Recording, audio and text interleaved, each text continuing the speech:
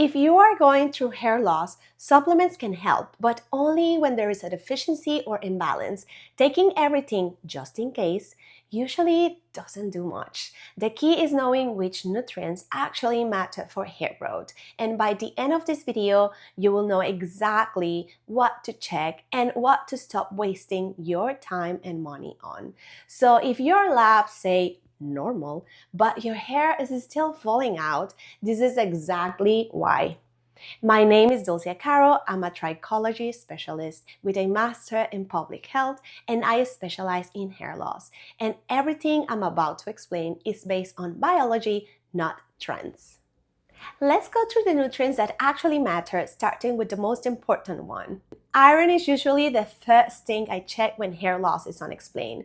It's one of the most common causes of shedding, especially in women.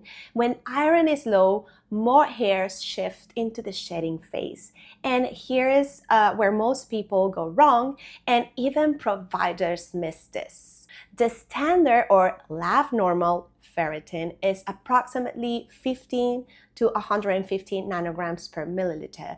But for hair growth, we are really aiming for at least 50 to 70. So yes, you can have normal labs and still have chronic shedding. This is why so many women are told everything is fine when it isn't.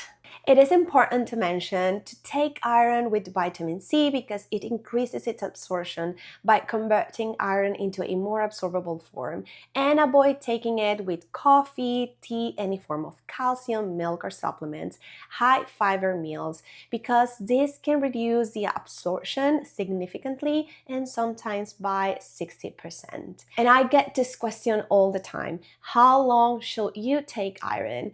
This is where most people either stop too early or take it way too long.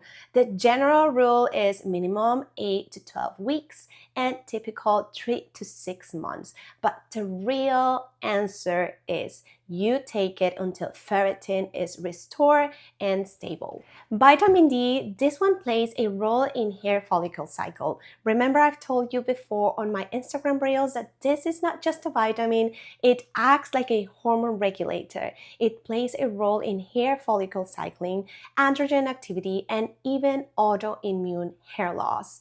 Low levels are linked to telogen effluvium, pattern hair loss, and this part is really important. When vitamin D is low, follicles stay inactive longer. Zinc is one of those quiet regulators in hair biology. It doesn't directly grow hair, but it controls pathways that determine whether hair can grow properly or fall out prematurely. Zinc is essential for rapidly dividing cells, and hair follicles are among the fastest dividing cells in the body. It supports DNA, RNA synthesis, which is needed for keratinocyte and proliferation, stabilizes the anagen growth phase, keratin production, which is the hair structure, and it has a huge impact in scalp health and inflammation control and hormone balance, including DHT, and prevention of early shedding. Its deficiency can cause diffuse shedding, which is the telogen effluvium pattern, loss of hair density, dry, fragile, dull hair, scalp issues like flaking and irritation. Now, this is critical. Zinc must be balanced with copper because they compete for absorption in the small intestine. And this is something almost no one talks about. Taking zinc long term without copper gradually depletes copper stores and can actually make things worse. You will see more shedding, fatigue, poor hair quality. So zinc isn't the problem. Unbalanced zinc is. Hair follicles are metabolically active tissues that depend on oxidative balance, mitochondrial function, proper enzyme activity, and copper sits at the center of all three. Vitamin B12 is essential for oxygen delivery to your hair follicles, and deficiency is very underdiagnosed. Serum B12 ranges are misleading. Lab ranges says normal starts around 200, but symptoms can start below 400 or 500. It is especially relevant if you notice low energy, brain fog, tingling, or if you are on a vegan diet.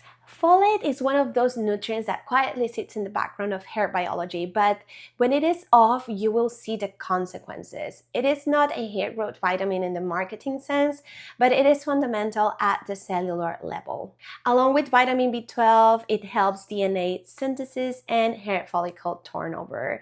As I mentioned before, hair follicles are among the fastest dividing cells in the body, and folate is essential for DNA synthesis and repair, which directly affects how efficiently these cells replicate.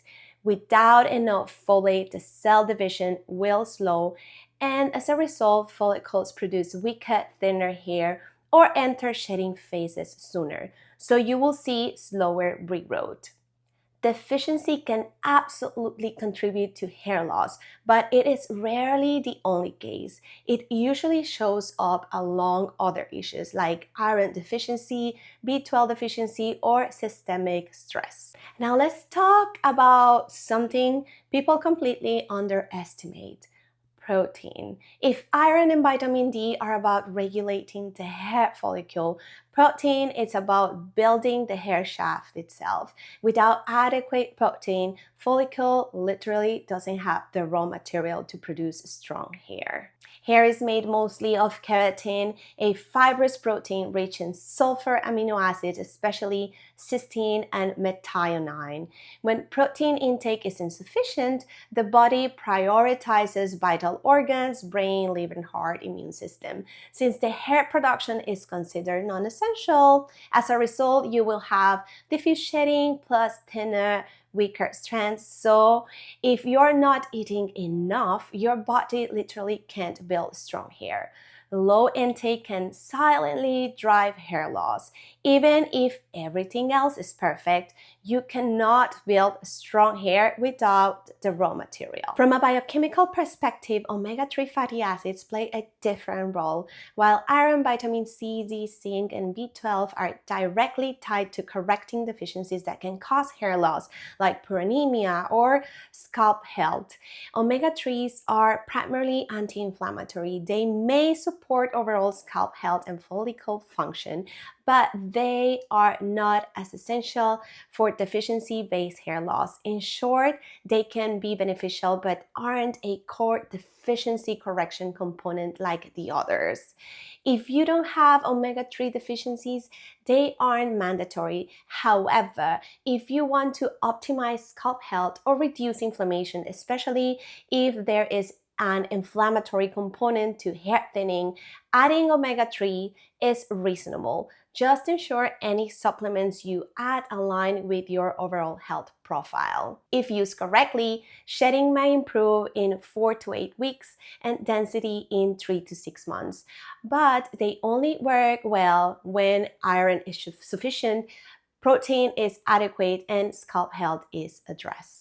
Selenium is a trace mineral that helps protect your hair follicles from damage and support your thyroid, which is really important because thyroid issues can cause hair shedding. But here is the key: you only need a small amount, and too little can contribute to hair loss, but too much can actually cause hair loss. So this is not a more is better supplement. The sweet spot is around 55 to 100 micrograms per day. So think of selenium as supporting nutrient, not a main treatment. Only helpful if you are actually low. Let's talk about what people overestimate: biotin.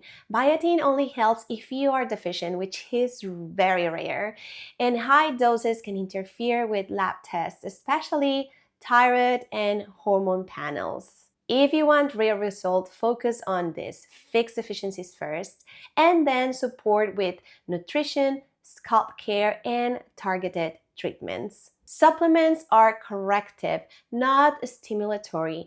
They help normalize your hair cycle, reduce shedding, improve hair quality, but they do not override genetics, replace treatments, and regrow hair if follicles are miniaturized long term.